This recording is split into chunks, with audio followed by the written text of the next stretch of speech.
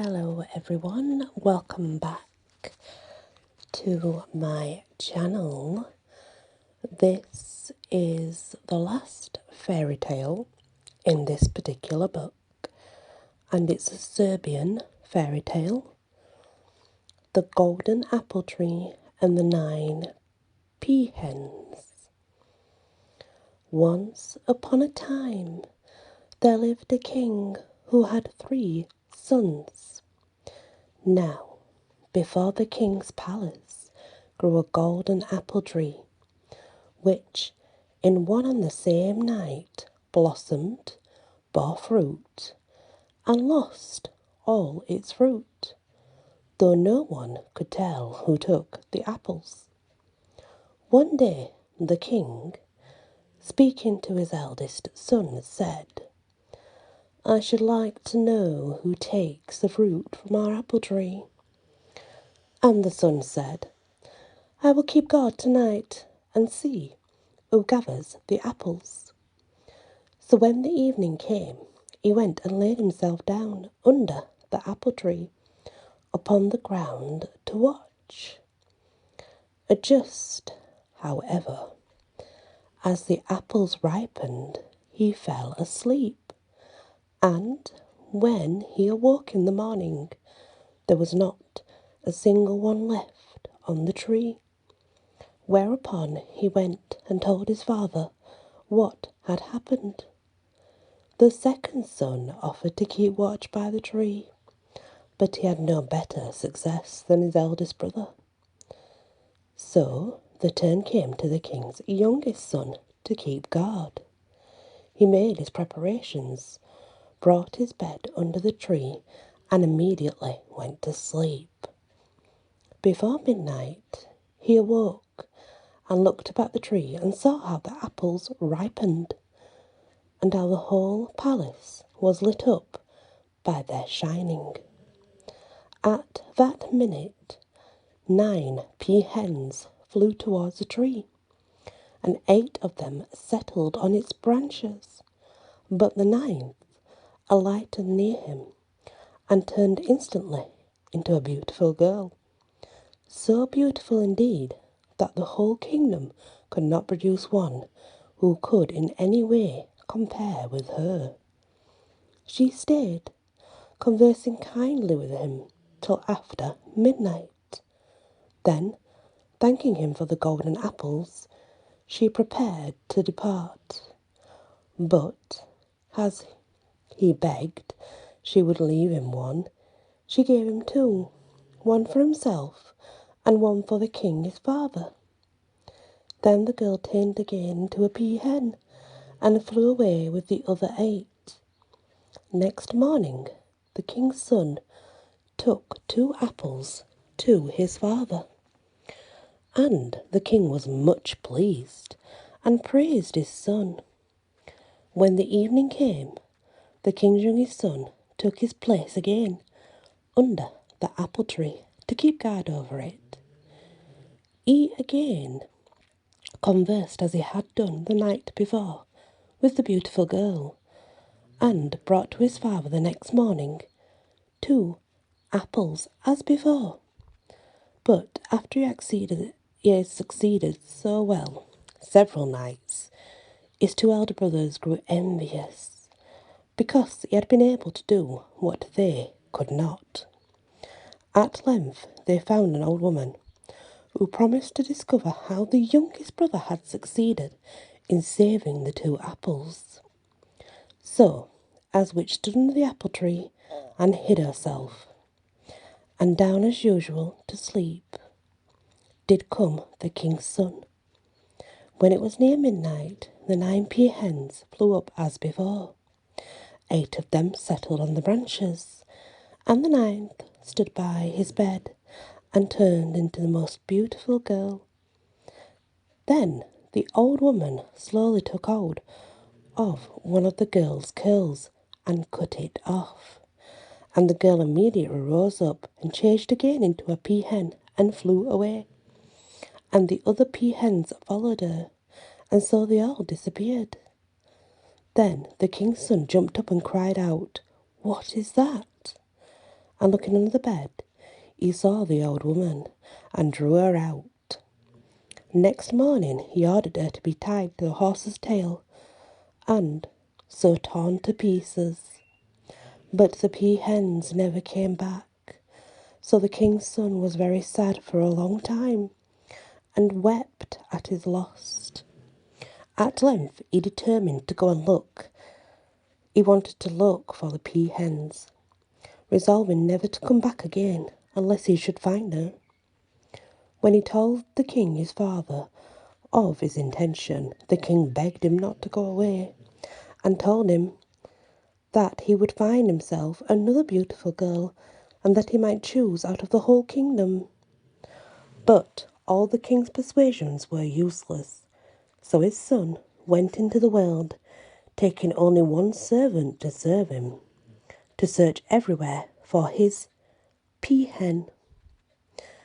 After many, many travels, he came one day to a lake. Now by the lake stood a large and beautiful palace. In the palace lived an old woman as queen, and with the queen lived a girl, her daughter. He said to the old woman, "For heaven's sake, grandmother, do you know anything about 9 golden peahens?" And the old woman answered, "Oh, my son, I know all about them. They come every midday to bathe in the lake. But what do you want with them? Let them be. Think nothing about them. Here is my daughter, such a beautiful girl, and such an heiress. All my wealth will remain to you if you marry her." But he, burning with desire to see the peahens, would not listen to what the old woman spoke about her daughter. Next morning, when the day dawned, the prince prepared to go down to the lake to wait for the peahens. Then the old queen bribed the servant and gave him a little pair of bellows and said, "Do you see these bellows? When you come to the lake, you must blow secretly with them behind his neck, and then he will fall asleep and not be able to speak to the peahens." The mischievous servant did as the old woman told him when he went with his master down to the lake.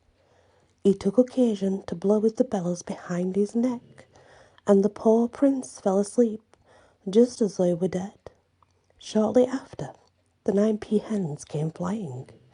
8 of them alighted by the lake, but the 9 flew towards him as he sat on horseback and caressed him and tried to awake him. "Awake, my darling, awake, my heart, awake, my soul." But for all that he knew nothing, just as if he were dead. After they had bathed, all the peahens flew away together, and after they were gone the prince woke up and said to his servant, "What has happened? Did they not come?" The servant told him they had been there, and that 8 of them had bathed, but the 9th had sat by him on his horse and caressed and tried to awake him. Then the king's son was so angry he almost killed himself in his rage. Next morning he went down again to the shore to wait for the peahens, and rode about a long time till the servant again found an opportunity of blowing the bellows behind his neck, so that he again fell asleep as though dead. Hardly had he fallen asleep before the 9 peahens came flying. 8 of them alighted by the water, but the 9th settled down by his side of his horse and caressed him and cried out to awaken him, "Arise, my darling, arise, my heart, arise, my soul." But it was of no use. The prince slept on as if he were dead. Then she said to the servant, "Tell your master tomorrow he can see us here again, but never more." With these words the peahens flew away. Immediately after, the king's son woke and asked the servant, "Have they not been here?" And the man answered, "Yes, they have been, and say that you can see them again tomorrow at this place, but after that they will not return again." When the unhappy prince heard that, he knew not what to do with himself. and in his great trouble and misery tore the hair from his head. The third day he went down again to the shore, but fearing to fall asleep, instead of riding slowly, galloped along the shore. His servant, however, found an opportunity of blowing with the bellows behind his neck, and again the prince fell asleep. A moment after came the 9 peahens, and the 8 alighted on the lake, and the 9th by him on his horse, and sought to awaken him, caressing him. Arise, my darling, arise, my heart, arise, my soul. But it was of no use.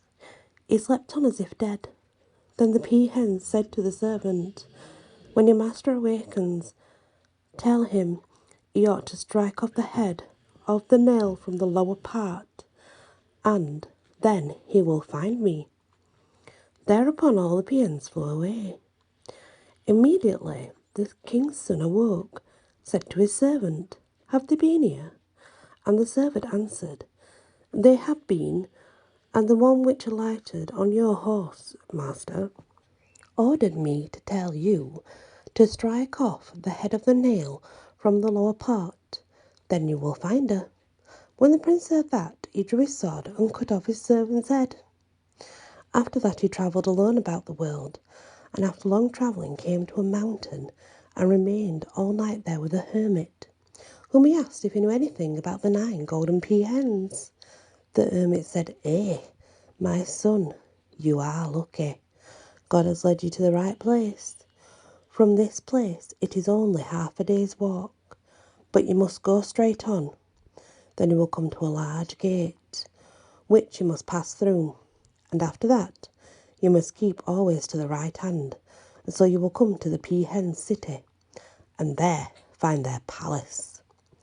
So the next morning the king's son arose and prepared to go. He thanked the hermit and went as he had told him.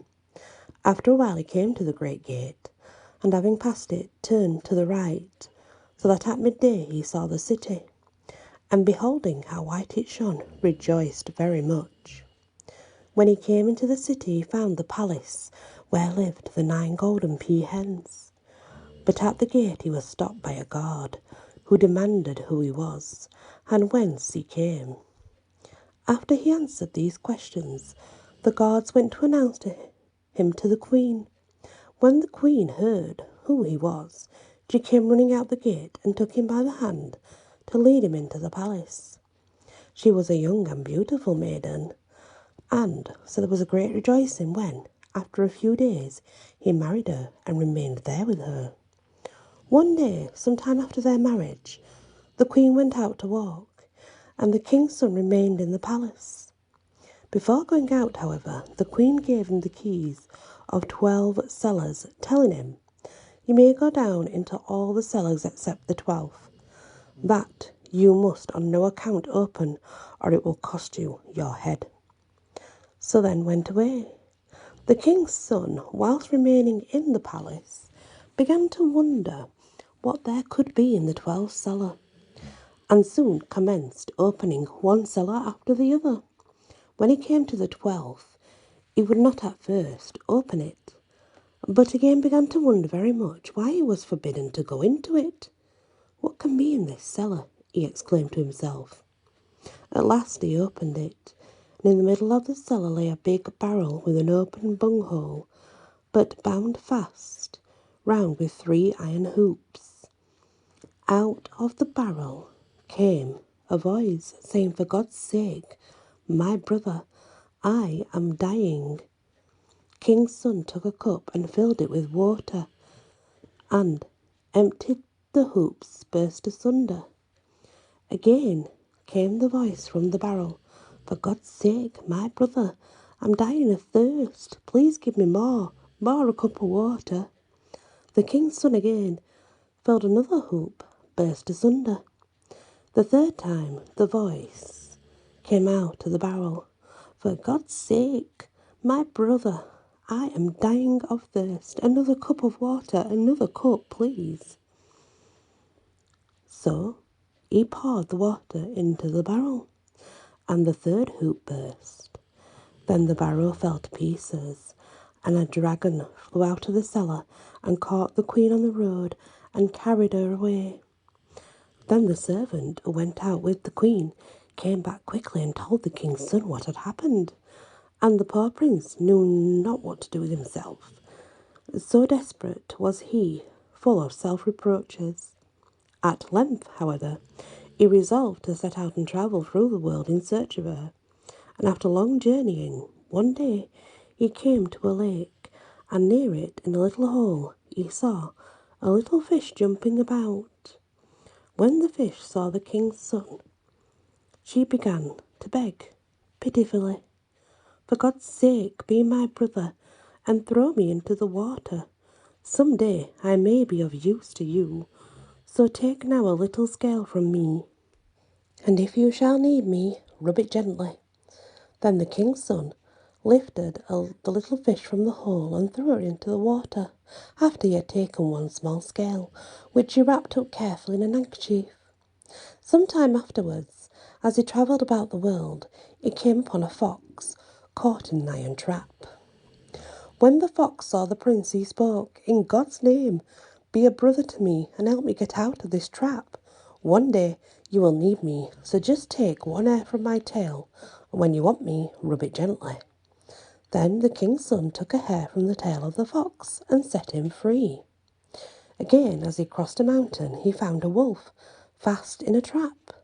When the wolf saw him, it spoke, "Be a brother to me.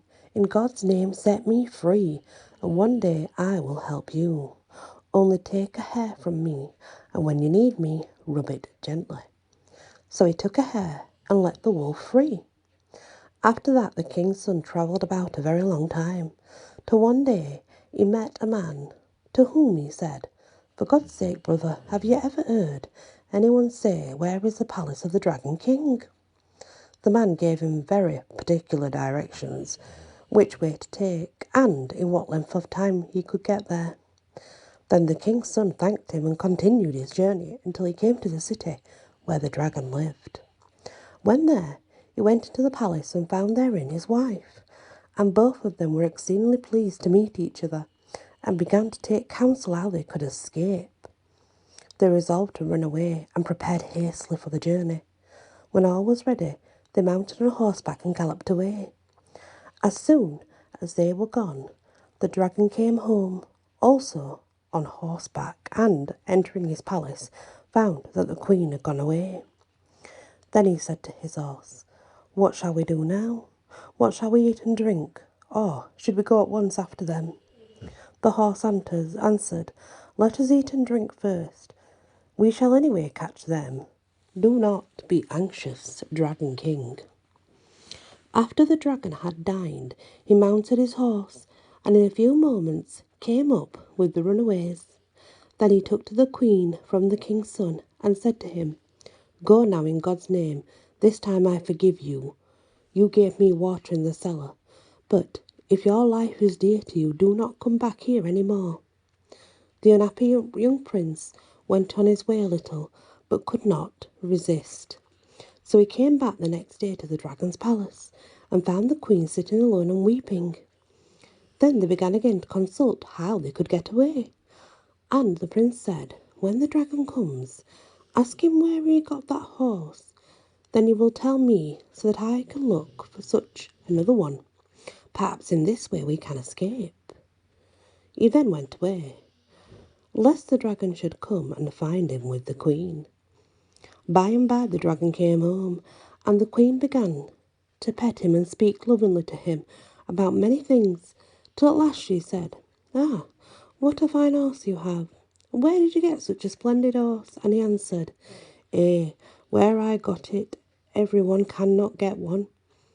In such and such a mountain lives an old woman who has 12 horses in her stable, and no one can say which is the finest.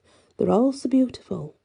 But in one corner of the stable stands a horse which looks as if he were leprous, but in truth he is the very best horse in the whole wide world. He is the brother of my horse, and whoever gets him may ride to the sky. But whoever wishes to get a horse from that old woman must serve her 3 days and 3 nights. She has a mare with a foal, and whoever during 3 nights guards and keeps for her this mare and this foal has the right to claim the best horse from the old woman's stable.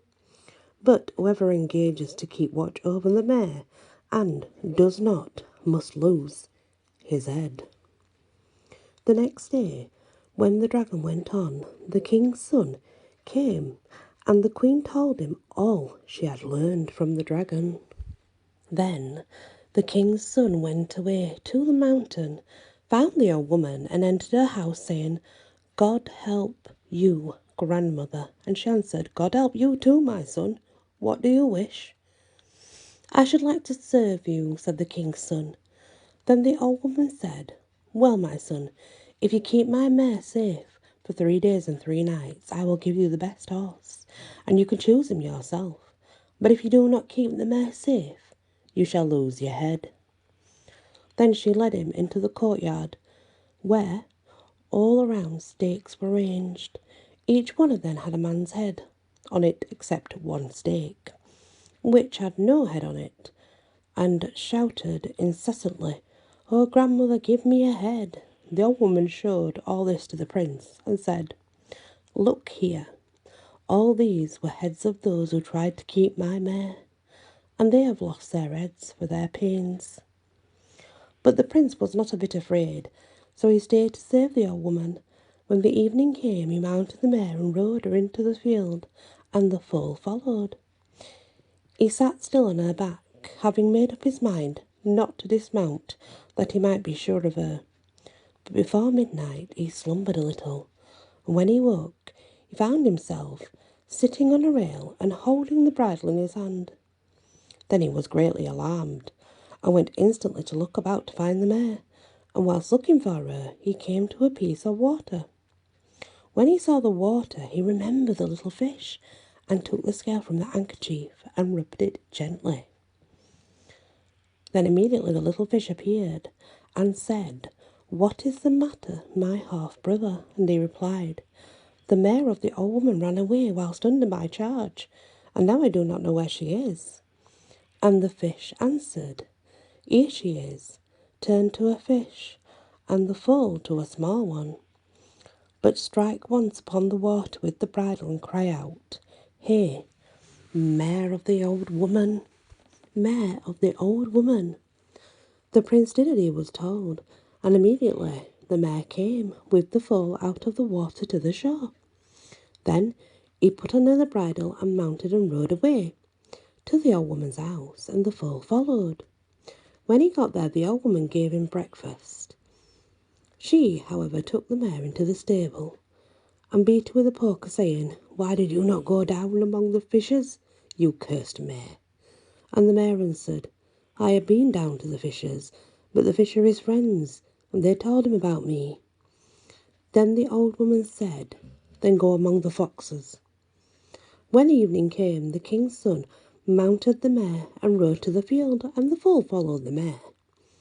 Again he sat on the mare's back till near midnight, when he fell asleep as before. When he awoke, he found himself riding on the rail and holding the bridle in his hand. So he was much frightened and went to look after the mare. As he went, he remembered the words the old woman had said to the mare, and he took from his handkerchief the fox's hair and rubbed it a little between his fingers. All at once the fox stood before him and asked, "What is the matter, my half-brother?" And he said, "The old woman's mare has run away, and I do not know where she can be." The fox answered, "Here she is with us. She has turned into a fox, and the foal into a cub. But strike once with the bridle on the earth and cry out, 'Hey, you old woman's mare.'" So the king's son struck with the bridle on the earth and cried, "Hey, old woman's mare." And the mare came and stood with her foal near him. He put on the bridle and mounted and rode off home, and the foal followed. When he arrived, the old woman gave him breakfast and took the mare to the stable and beat her with a poker, crying, "To the foxes, cursed one, to the foxes." And the mare answered, "I've been with the foxes, but they are his friends, and they told him I was there. So then the old woman cried, "If that is so, you must go among the wolves." When it grew dark again, the king's son mounted the mare and rode out to the field, and the foal galloped by the side of the mare.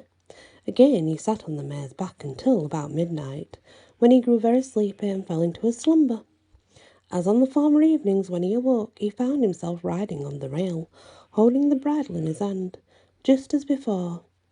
Then, as before, he went in a hurry to look after the mare, as he remembered the words the old woman had said to the mare, and took the wolf's hair from his handkerchief and rubbed it a little.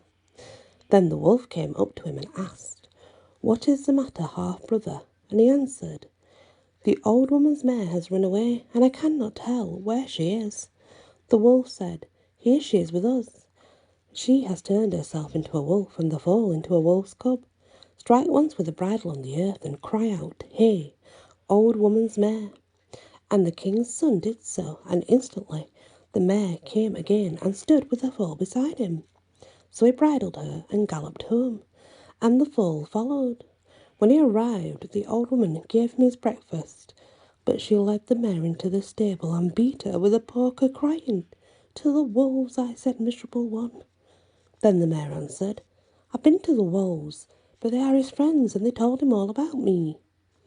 Then the old woman came out of the stable, and the king's son said to her, "Eh, grandmother, I've served you honestly. Now, give me what you promised." The old woman answered, "My son, what is promised must be fulfilled. So look here. Here are 12 horses. Choose which one you like." And the prince said, "Why should I be too particular?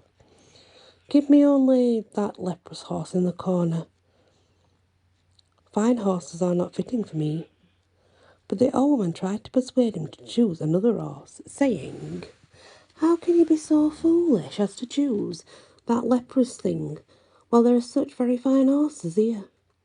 But he remained firm by his first choice, and said to the old woman, "You ought to give me what I choose, for so you promised."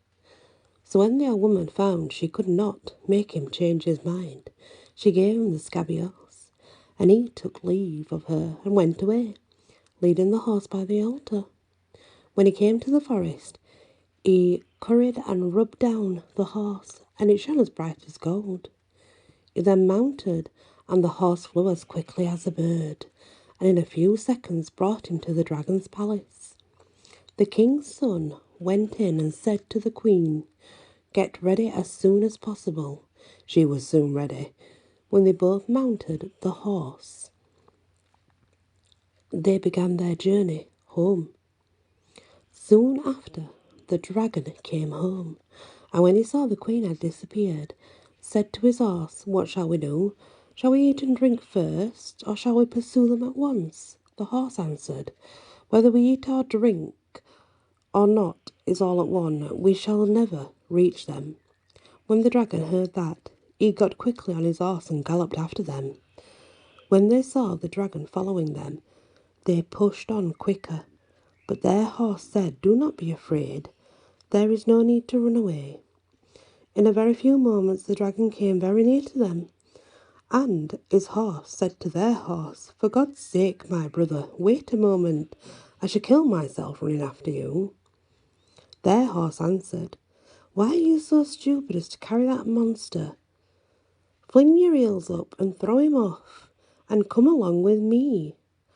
When the dragon's horse heard that, he shook his head angrily and flung his feet high in the air, so that the dragon fell off and broke into pieces, and the horse came up to them. Then the queen mounted him and returned with the king's son happily to her kingdom, where they reigned together in great prosperity until the day of their deaths. The end. That's a very interesting Serbian story because it does remind me of a few other stories that I've read. Again, a few put into one. It's amazing how they do that. That's the last fairy tale in this book, but there are many more books, so do not worry. Thank you for listening, and many blessing.